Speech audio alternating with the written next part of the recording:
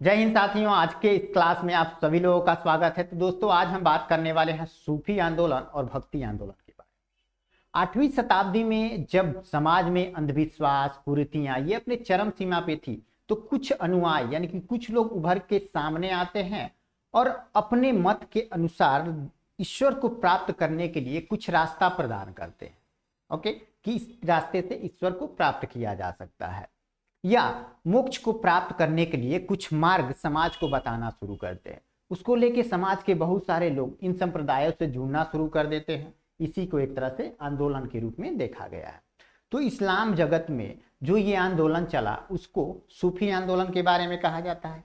अन्य धर्मों में जैसे हिंदू धर्म हो गया, सिख धर्म हो गया, इसमें जो आंदोलन हुए उसे भक्ति आंदोलन के नाम से जाना गया।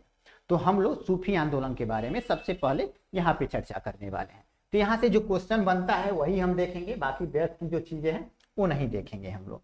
तो अबू हासिम नामक एक व्यक्ति था जिसने सबसे पहले क्या किया, तो सूफी शब्द का प्रयोग किया था। यानी सूफी शब्द का प्रयोग सबसे पहले अबू हासिम नामक व्यक्ति ने किया था।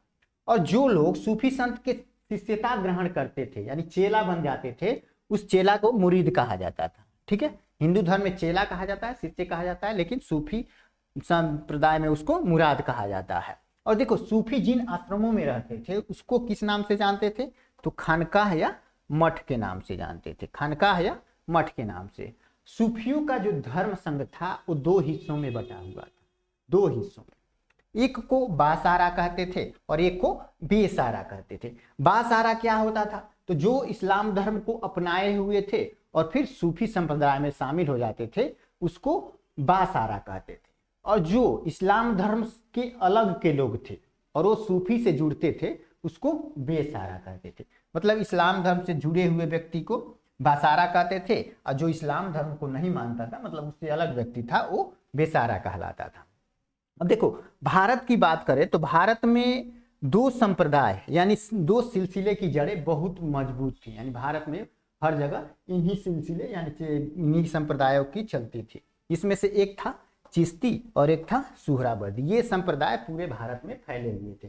इसके अलावा भी बहुत सारे संप्रदाय थे। ठीक है, संप्रदाय और सिलसिला दोनों एक ही चीज है। कोई उसको संप्रदाय बोलता है, कोई सिलसिला बोलता है। जैसे चिश्ती संप्रदाय कह सकते हैं या चिश्ती सिलसिला कह सकते हैं, सुहरावर्दी संप्रदाय कह सकते हैं या सुहरावर्दी सिलसिला कह सकते हैं। ठीक है, तो चिश्ती और सुहरावर्दी ये दो सिलसिले थे जिनकी जड़ें भारत में पूरा गहरे तक फैली हुई थी। ओके, यहाँ पे एक नाम आता है ख्वाजा मोइनुद्दीन चिश्ती। ये नाम बहुत फेमस है, सूफी संतों में ये नाम बहुत फेमस है। इन्होंने ही भारत में एक तरह से चिश्ती सिलसिला की शुरुआत की थी। चिश्ती सिलसिला की शुरुआत इन्होंने ही की थी। किसने, तो ख्वाजा मोइनुद्दीन चिश्ती ने। आगे की बात करते हैं तो चिश्ती सिलसिला का मुख्य जो केंद्र हुआ करता था वो राजस्थान का अजमेर हुआ करता था।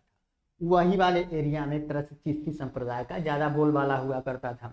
ओके, चिश्ती सिलसिला में कुछ अन्य महत्वपूर्ण संत हुआ करते थे जिनमें से आ जाते हैं निजामुद्दीन औलिया। निजामुद्दीन औलिया का नाम तो सुने ही होंगे। इसने दिल्ली के लगभग 7 राजाओं का वंश एक तरह से शासन देखा हुआ था, इसलिए इसका नाम बहुत फेमस है। वैसे ही बाबा फरीद, बख्तियार काकी, शेख बुरहानुद्दीन गरीब, ये सब लोग भी एक तरह से चिश्ती सिलसिले को मानने वाले लोग हुआ करते थे। अब देखो, इसमें से हजरत निजामुद्दीन औलिया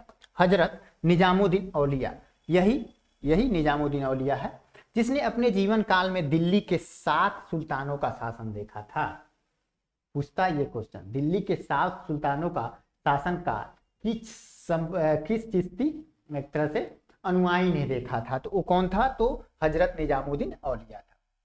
अब हजरत निजामुद्दीन औलिया के कुछ शिष्य थे जिनके बारे में क्वेश्चन बनता है। जैसे एक बार क्वेश्चन बना था, शेख सलीम चिश्ती किसके शिष्य हुआ करते थे, तो शेख सलीम चिश्ती इसी के शिष्य हुआ करते थे, हजरत निजामुद्दीन औलिया के। तो इनके अलावा भी जैसे अमीर खुसरो था, अमीर हसन देहलवी था, ये भी हजरत निजामुद्दीन औलिया के ही शिष्य हुआ करते थे। ओके, तो आगे और देखते हैं हम लोग। अब बात करते हैं शेख बुरहानुद्दीन गरीब। यहाँ पे एक नाम आता है, ठीक है, जो चिश्ती सिलसिला का एक अनुयायी हुआ करता था, शेख निजामुद्दीन गरीब। इसका नाम क्यों फेमस है? तो इसका नाम इसलिए फेमस है क्योंकि इसी ने चिश्ती संप्रदाय को यानी चिश्ती सिलसिले की शुरुआत दक्षिण भारत में की थी।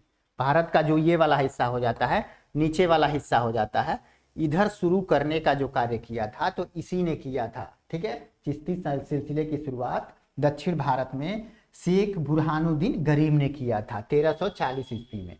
ओके, और ये शुरुआत जिस जगह से किया था उसका मुख्य केंद्र था दौलताबाद। दौलताबाद। ओके, आगे की बात करें तो सूफियों में सुहरावर्दी, अभी हम लोग चिश्ती संप्रदाय के बारे में पढ़े, अब हम लोग किसके बारे में पढ़े तो सुहरावर्दी सिलसिला या सुहरावर्दी संप्रदाय के बारे में। ओके, तो सूफियों में सुहरावर्दी जो धर्म संघ या सिलसिला था उसकी स्थापना का श्रेय किसको जाता है? तो शेख शिहाबुद्दीन उमर सुहरावर्दी। शेख शिहाबुद्दीन उमर सुहरावर्दी, ये दो, एक सूफी संप्रदाय या सूफी सिलसिला और एक सुहरावर्दी सिलसिला, इसका भारत में कौन लेके आया उसके बारे में ज्यादा पूछता है।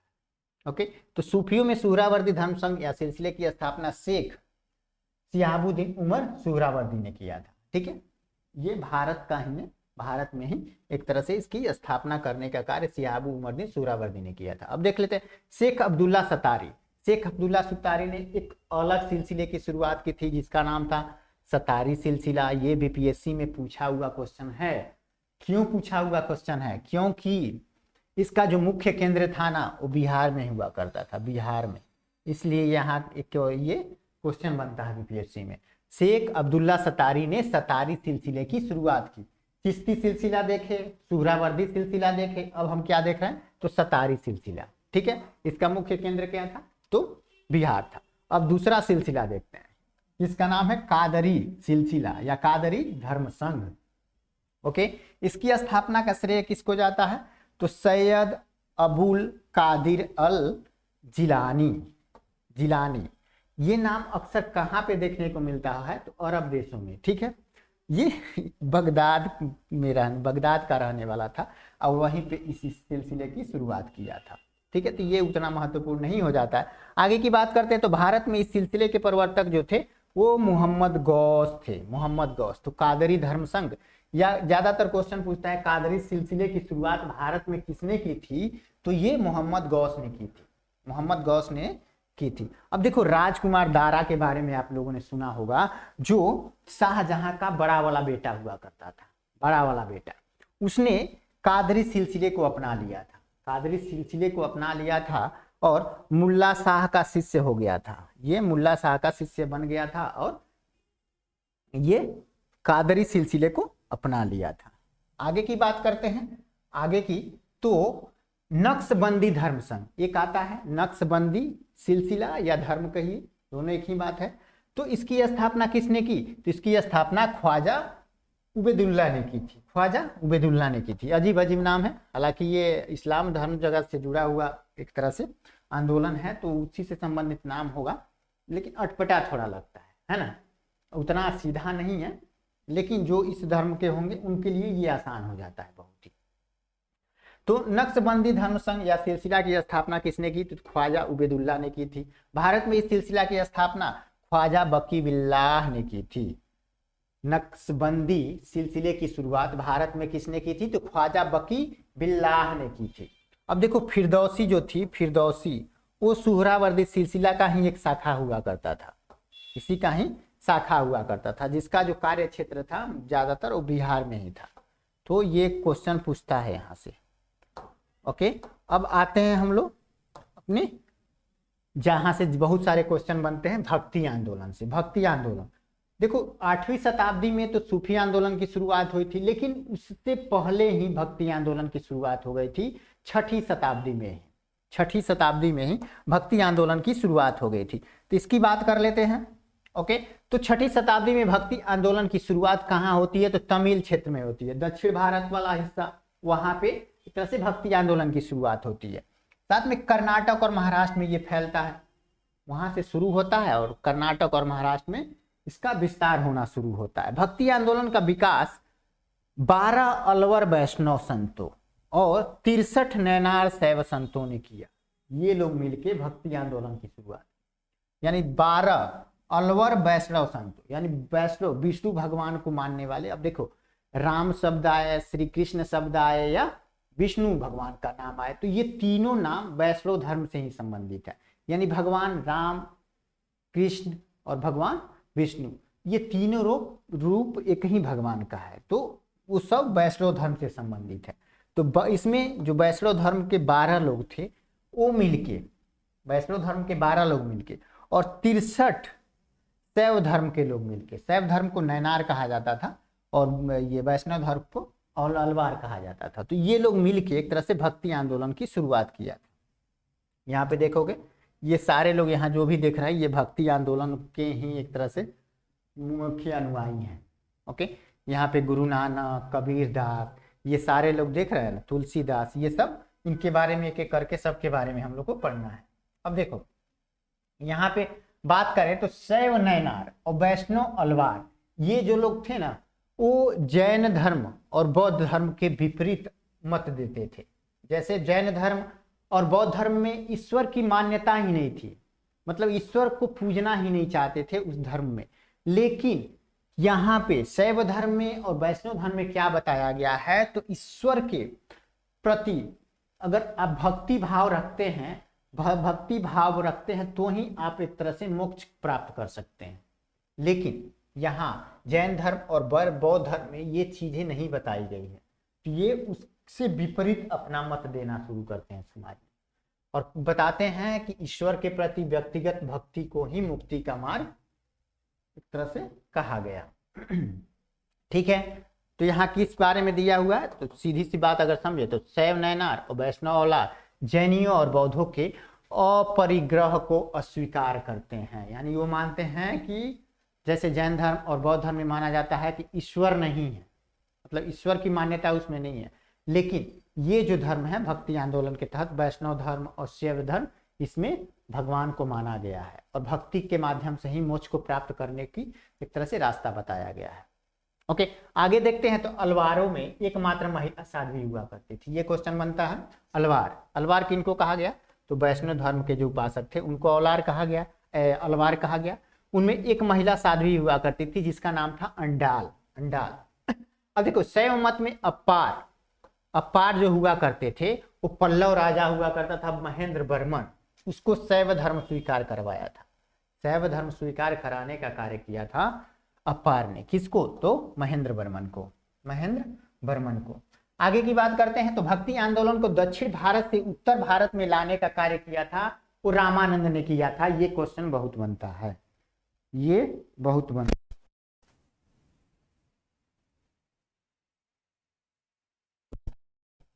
है ना।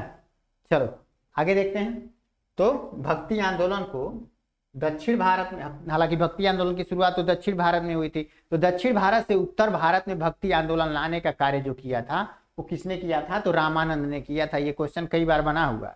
ओके, आगे की बात कर लेते हैं। तो अब देखो अब क्या होता है, तो बंगाल में कृष्ण भक्ति प्रारंभ होती है। कृष्ण भक्ति यानी वैष्णव धर्म की शुरुआत होती है बंगाल में। तो किसके द्वारा किया जाता है, तो इन्हीं के द्वारा। विद्यापति ठाकुर थे और एक और व्यक्ति थे जिनका नाम था चंडीदास। ये बंगाल में वैष्णव धर्म की शुरुआत करते हैं। ओके, इनका वैष्णव धर्म की शुरुआत का श्रेय बंगाल में इन्हीं को जाता है। अब आगे की बात करते हैं। तो रामानंद, यही रामानंद जिसने भक्ति आंदोलन को दक्षिण भारत से उत्तर भारत ले गए थे, तो ये अपना शिक्षा दिए समाज में। जब ये समाज में शिक्षा दिए तो समाज में 2 संप्रदाय उभर के सामने आए। 2 संप्रदाय, तो यहाँ क्या कहा गया, रामानंद की शिक्षा से 2 संप्रदायों का प्रादुर्भाव हुआ। एक सगुण कहलाए और एक निर्गुण कहलाए। तो सगुण जो थे वो पुनर्जन्म में विश्वास करते थे, पुनर्जन्म में ये विश्वास करते थे। लेकिन निर्गुण जो थे वो भगवान के निराकार रूप को पूजते थे। यानी ये मानते थे कि पृथ्वी पे जितनी भी वस्तु है, जो भी जगह है, वो हर जगह भगवान उपलब्ध हैं। ओके, तो चलो जैसे सगुण संप्रदाय के कुछ अनुयायी थे उनके बारे में जान लेते हैं। तो सगुण को मानने वाले थे, उसमें तुलसीदास शामिल हो जाते हैं, कबीरदास शामिल हो जाते हैं, मीराबाई शामिल हो जाती है और नाभादास जैसे निम्बार्क, वल्लभाचार्य, ये सब इसके अनुयायी हुआ करते थे। ठीक है, सगुण को मानने वाले थे। वहीं निर्गुण की बात करें तो कबीरदास का नाम सुना होगा, तो कबीरदास एकमात्र व्यक्ति थे जो निर्गुण में विश्वास रखते थे। जैसे देखो निर्गुण संप्रदाय के सबसे प्रसिद्ध प्रतिनिधि हुए वो कौन थे, तो कबीर थे। ठीक है, कबीर थे। और यहाँ देखो, यहाँ से क्वेश्चन जो बनता है, जैसे दक्षिण भारत में वैष्णव संतों द्वारा 4 मत स्थापित किए गए, 4 मत। ओके, 4 मत, जिसमें से एक था श्री संप्रदाय, एक था ब्रह्म संप्रदाय, एक रुद्र संप्रदाय और एक सनकादि संप्रदाय। तो इसके स्थापना करने वाले जो गुरु थे, आचार्य थे, उनका नाम पूछता है। जैसे पूछता है श्री संप्रदाय को किसने स्थापित किया था, तो रामानुजाचार्य ने किया था। वैसे ब्रह्म संप्रदाय को माधवाचार्य ने किया था, रुद्र संप्रदाय को विष्णु स्वामी ने किया था और सनकादि संप्रदाय को निम्बकाचार्य ने किया था। लेकिन उनके मत जो थे वो बहुत कम पूछता है। जैसे श्री संप्रदाय का क्या मत था, तो विशिष्टाद्वैतवाद मत था। वैसे ब्रह्म संप्रदाय का जो मत था वो द्वैतवाद था। रुद्र संप्रदाय का जो मत था शुद्ध द्वैतवाद था। और सनकादि संप्रदाय का जो मत था वो द्वैतवाद था। ओके, अब आते हैं हम लोग भक्ति आंदोलन के जो भक्त हुए, भक्ति आंदोलन के जो संत हुए, तो उन संतों को एक एक करके हम सारे संतों के बारे में यहाँ जानने का प्रयास करते हैं। तो सबसे पहले हम शंकराचार्य के बारे में जानते हैं। शंकराचार्य ये क्या थे, तो भक्ति आंदोलन के एक संत थे। तो इसके बारे में बात करें तो इनका जन्म जो हुआ था वो 708 ईस्वी में कहाँ पे होता है, तो केरला के कनाडी में होता है। केरला का एक जगह है कनाडी, वहां पे इनका जन्म होता है, एक गांव में जन्म होता है। ठीक है, केरला के कनाडी नामक गांव में। इनके पिता का नाम था वो शिवगुरु था, शिवगुरु। और माता का जो नाम था वो आर्यांबा था, आर्यांबा। ठीक है, शिवगुरु और आर्यांबा। अब देखो ये सन्यास की दीक्षा किनसे लेते हैं, मतलब इनके गुरु कौन थे, तो गोविंद योगी थे। गोविंद योगी शंकराचार्य के गुरु थे। अब इन्होंने भारत में 4 कोनों में 4 पीठों की स्थापना, 4 पीठों, शंकराचार्य के इन्हीं के मठ, पीठ जिसको बोलते हैं, 4 पीठों की स्थापना का श्रेय इन्हीं को जाता है, शंकराचार्य को। इनकी मूर्ति हाल ही में भारत सरकार के द्वारा बनाई गई है अलग अलग जगहों पे। ठीक है, तो 4 पीठों की स्थापना का श्रेय पूरे भारत में इन्हीं को जाता है, शंकराचार्य को। तो देख लेते हैं, उत्तर में एक पीठ स्थापित की गई थी, किस जगह पे, तो बद्रीनाथ। उत्तराखंड के चमोली जिले में एक जगह है बद्रीनाथ, वहां पे ज्योतिष पीठ की स्थापना की थी, ज्योतिष पीठ की। वैसे दक्षिण में श्रृंगेरी जो चिकमंगलुरु में है, यानी कि कर्नाटक के चिकमंगलुरु में है। कौन सा जगह है, तो श्रृंगेरी। वहां पे शारदा पीठ की स्थापना की गई थी।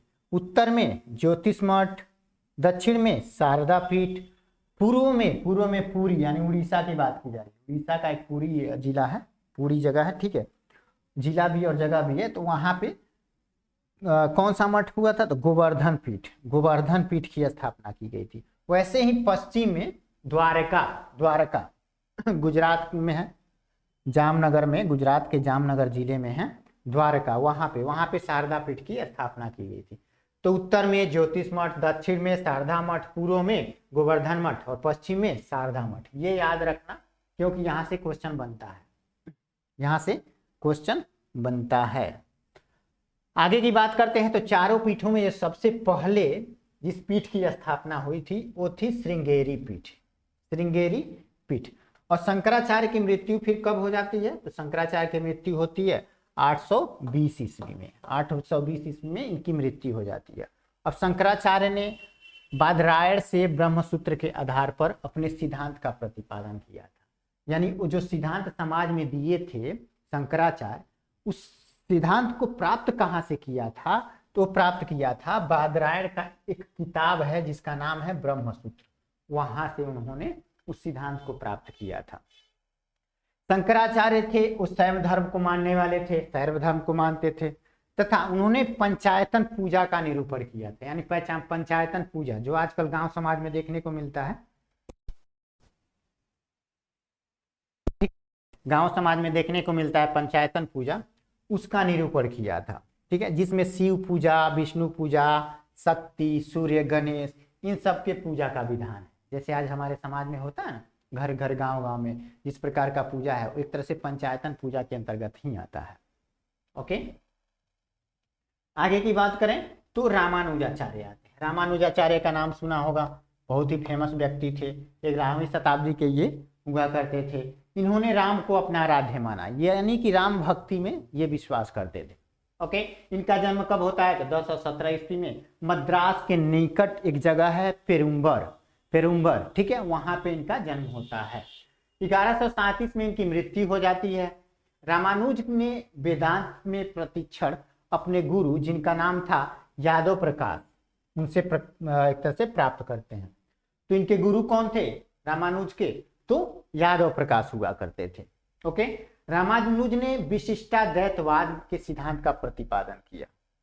अभी हम 4 सिद्धांतों के बारे में, 4 मत के बारे में पढ़े थे, उन्हीं में से एक था विशिष्टाद्वैतवाद, ठीक है। तो उसी को ये मानते थे, विशिष्टाद्वैत मत के ये एक तरह से अनुयायी हुआ करते थे।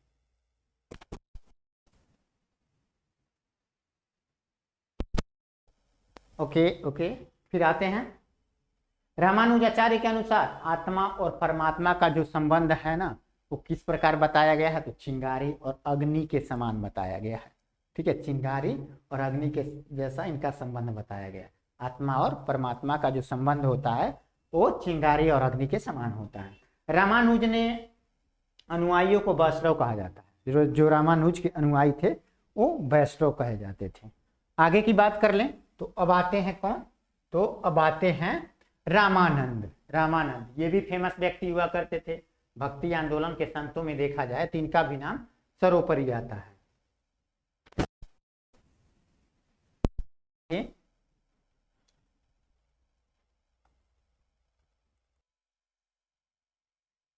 चलो जी, अब आते हैं रामानंद पे। रामानंद का जन्म कहाँ होता है तो प्रयागराज में होता है।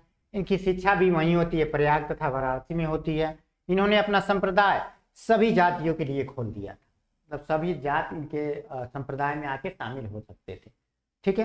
तो सभी के लिए ये अपना संप्रदाय खोले हुए थे।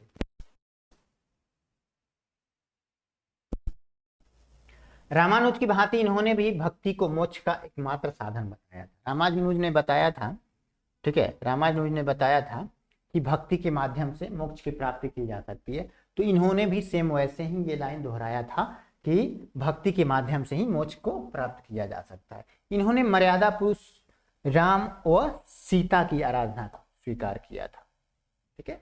तरह से कह सकते हैं ये भी वैष्णव धर्म के अनुयायी थे, यानी कि ये भी सीताराम की पूजा करते थे, उन्हीं की आराधना किया करते थे।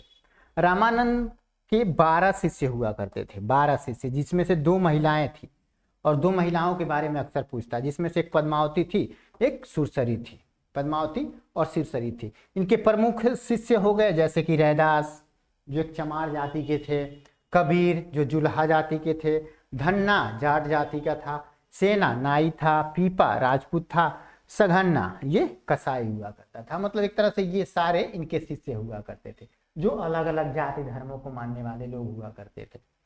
ओके, आगे देखते हैं कबीरदास के बारे में। कबीर का जन्म कब होता है तो 1440 ईस्वी में जन्म होता है, लेकिन ये विवादास्पद है क्योंकि स्पष्ट तारीख नहीं मिल पाया है कि इनका जन्म कब हुआ था, ठीक है। 1440 माना गया, अनुमान लगाया जाए। कहाँ पे होता है तो वाराणसी के एक विधवा ब्राह्मणी के गर्भ से होता है। विधवा ब्राह्मणी के गर्भ से इनका जन्म होता है। किसके अनुसार ये बताया है तो लोक श्रुतियों के अनुसार बताया गया है, ठीक है। इसके अनुसार माना गया है कि इनका जन्म एक विधवा ब्राह्मणी के गर्भ से होता है। लोक लज्जा के भय से उसने नवजात शिशु को वाराणसी का लहरतारा के पास एक तालाब था, वहां पे छोड़ दिया जाता है। अब विधवा स्त्री थी तो उसके गर्भ जब धारण करती है, उसका बच्चा होता है, तो समाज को कैसे दिखाएगी, तो उसको एक तरह से समाज के डर से, ठीक है, उस बच्चे को ले जाके लहरतारा के समीप एक तालाब पे छोड़ दिया जाता है। वहीं पे जुलाहा नीरू और उसका पति जिसका नाम था जुलाहा नीरू और उसकी पत्नी जिसका नाम था नीमा, उसने इस नवजात शिशु को अपने घर ले आते हैं और इस बालक का नाम रखते हैं कबीर रखा जाता है। फिर कबीर बड़े होते हैं, उनकी शादी होती है किससे तो लोई से हो जाती है। कबीर की शादी लोई से हो जाती है, जिनसे 2 बच्चे हुए, ठीक है। लेकिन इनका जीवन जो था आम गृहस्थ लोगों की तरह ही ये जीवन यापन किया करते थे। जो कबीर थे वो आम लोगों की तरह गृहस्थी जीवन जिया करते थे। इन्होंने राम, रहीम, हजरत, अल्लाह आदि को एक ही ईश्वर के रूप में माना था। सभी को एक ही नाम देते थे, यानी जैसे गांधी जी नहीं बोले थे ईश्वर अल्लाह तेरे नाम, वैसे ही ये भी मानते थे। सारे भगवान को एक ही रूप मानते थे। यानी इनका मानना था कि ये ईश्वर हर जगह है, हर वस्तु में, हर इंसान में, हर जीव में ईश्वर निवास करता है। इसीलिए ये निर्गुण मत के थे। जैसे अभी हम लोग सगुण और निर्गुण मत के कैसे व्यक्तियों के बारे में पढ़ा था, तो सगुण में कालिदास, तुलसीदास ये सब शामिल हो जाते हैं, लेकिन निर्गुण में ये आते हैं। तो निर्गुण भक्ति धारा से जुड़े कबीर ऐसे प्रथम भक्त थे जिन्होंने संत होने के बाद भी गृहस्थ जीवन का निर्वाह किया। तो निर्गुण भक्ति में एक यही व्यक्ति हैं, कौन? तो कबीर थे। इनके अनुयायी कबीरपंथी कहलाते थे। कबीर के उपदेश शब्द में देखने को मिलता है, जो सिखों के आदि ग्रंथ में संग्रहित है। सिखों के आदि ग्रंथ जो है उसमें शब्द जो है वो मतलब अंकित है, वहीं देखने को मिलता है। क्या? तो कबीर के उपदेश। कबीर की वाणी का संग्रह कहाँ देखने को मिलता है? तो बीजक में। बीजक, ओके। बीजक को किसने संकलित किया था? तो धर्मदास द्वारा संकलित किया गया। हालांकि देखो, संकलित का मतलब होता है लिखना नहीं होता है कि लिख लिए उसके लेखक हो गए, नहीं। कबीर दास के वाणी का संग्रह बीजक में, ये बीजक में है, उसका संकलित करने का कार्य किया था, वो किया था धर्मदास ने। तो ये संकलित क्या होता है? अब कबीरदास अब वाणी बोलते थे तो उसको लिखने का कार्य करते थे, उसको संग्रह करने का जो कार्य करते थे वो करते थे कौन? तो धर्मदास। इसीलिए इनको संकलित कहा गया, लेखक नहीं कहा गया। लेखक वो होता है जो खुद का शब्द खुद लिखता है, लेकिन शब्द तो दूसरे का था, शब्द इनका था कबीरदास का, लेकिन लिखने का कार्य किसने किया था? तो वो धर्मदास ने किया था। इसलिए ये संकलित हो गए, संकलित किया था, लेखक नहीं थे उसके। तो कबीर की वाणी का संग्रह बीजक नाम से जब प्रसिद्ध है, जिसके संकलन करता कौन है? तो धर्मदास। बीजक में 3 भाग हैं, बीजक के 3 भाग हैं, एक है रामायणी, दूसरा शब्द और तीसरा साखी है। ये आपके 10th में हिंदी में देखने को मिलता है। आगे की बात करें तो उनकी भाषा को सधुकड़ी कहा गया, जिसमें मुख्य तौर पे ब्रजभाषी, अवधी, राजस्थानी भाषा का प्रयोग किया गया है। अब कबीरदास की मृत्यु कब हो जाती है? तो 1510 ईस्वी में मगहर में होती है। ठीक है, इनकी मौत का डेट तो फिक्स है, लेकिन जन्म तिथि नहीं फिक्स है।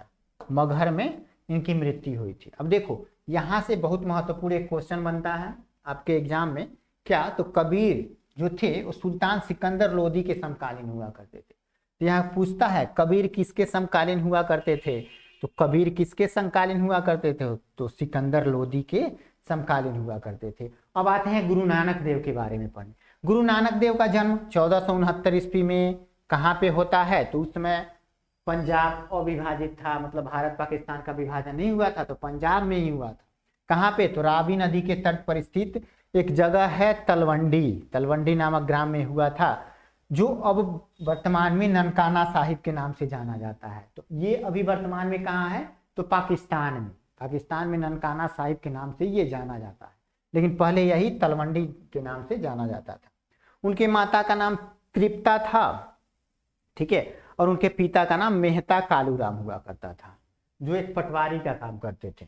गुरु नानक के पिता एक पटवारी थे। ठीक है, आगे देखते हैं। तो उन्होंने देश का 5 बार चक्कर लगाया। गुरु नानक आप दो मतलब 4 या 5 में होइएगा ना, तो उनकी गुरु नानक की कहानियों के बारे में हिंदी में पढ़ने को मिलेगा, जिसमें हम लोग के समय में ये देखने को मिलता है। मतलब हम लोग पढ़े हुए हैं 4 या 5 में, कुछ ऐसे ही किसी क्लास में पढ़े हुए थे गुरु नानक के कहानियों के बारे में, जिसमें वो बताया गया था कि गुरु नानक जाते हैं किसी गांव में, वहाँ एक बुरा व्यक्ति मिलता है तो उसको आशीर्वाद देते हैं कि तुम यहीं बसो, यहीं रहो। अब दूसरे गांव में जाते हैं, जहाँ ठहरते हैं वहाँ एक अच्छा व्यक्ति मिलता है, उसको बोलते हैं कि तुम्हारा परिवार पूरे बिखर जाए, मतलब समाज में फैल जाए, और तुम यहाँ नहीं बसो, समाज में घूमते रहो।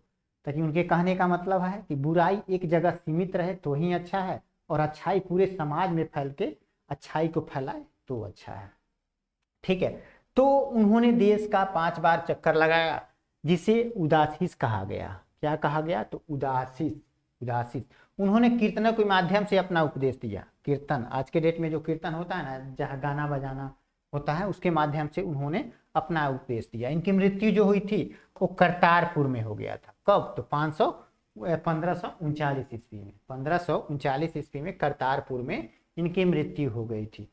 अब सबसे महत्वपूर्ण तो धर्म, सिख धर्म के संस्थापक जो थे वो गुरु नानक ही थे। सिख धर्म के संस्थापक कौन थे, तो गुरु नानक थे। नानक सूफी संत जो थे बाबा फरीद, इनसे बहुत प्रभावित हुए थे। इनके वचनों से ये बहुत प्रभावित हुए थे। ओके, इनके वचनों से ये बहुत प्रभावित थे। अब आगे देख लेते हैं चैतन्य स्वामी के बारे में। चैतन्य स्वामी के बारे में बात करें तो चैतन्य स्वामी का जन्म जो होता है 1486 ईस्वी में कहाँ होता है, तो बंगाल का एक जगह है जिसका नाम है नवद्वीप। ओके, चैतन्य स्वामी कहाँ के थे, तो बंगाल के नवद्वीप के एक मायापुर गांव में रहने वाले थे। इनके पिता का नाम जगन्नाथ मिश्र था एवं माता का नाम सच्ची देवी था। माता का नाम सच्ची देवी हुआ करता था। पाठशाला में चैतन्य को निमाई पंडित या गौरांग कहा जाता था। जब ये पढ़ाई करते थे तो उस समय इनका नाम निमाई पंडित या गौरांग हुआ करता था। चैतन्य का जो वास्तविक नाम था वो विश्वंभर था। विश्वंभर इनका वास्तविक नाम हुआ करता था।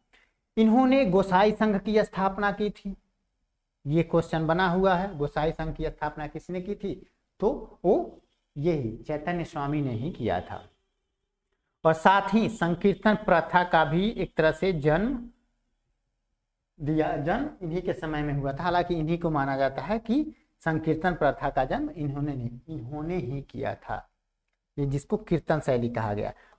1510 में केशव भारती नामक एक सन्यासी ने चैतन्य को सन्यास की शिक्षा देने का कार्य किया था। इनकी मृत्यु कब हो जाती है, तो 1533 ईस्वी में हो जाती है। 1533 ईस्वी में इनकी मृत्यु हो जाती है। ओके, तो यहाँ से उतना क्वेश्चन नहीं बनता है, ठीक है। आगे हम लोग देख लेते हैं, फिर भी क्वेश्चन देखने को मिलता है यहाँ से, ऐसा नहीं है, बिल्कुल ही नहीं है, ठीक है। तो आज का क्लास हम लोग का यहीं रखते हैं, मिलते हैं फिर नेक्स्ट क्लास में।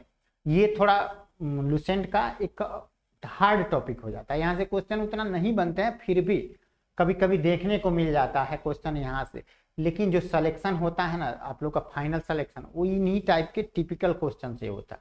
ये टॉपिक आप लोग नहीं छोड़िएगा, क्योंकि ये बहुत सारे बच्चे होते हैं जो इग्नोर कर देते हैं, इसको पढ़ते नहीं है। लेकिन सिलेक्शन लेना है आप लोग को फाइनल, तो हर टॉपिक बढ़िया से कवर करना अति आवश्यक है। अगर आप बढ़िया से टॉपिक हर एक चीज नहीं कवर कीजिएगा तो हो सकता है आपका प्री हो जाए, लास्ट में जाके फाइनली छट जाइएगा, तो उससे फायदा नहीं है। अगर फाइनली सिलेक्शन किसी भी नौकरी में लेना चाहते हैं तो हर एक टॉपिक कवर करना अति आवश्यक होता है।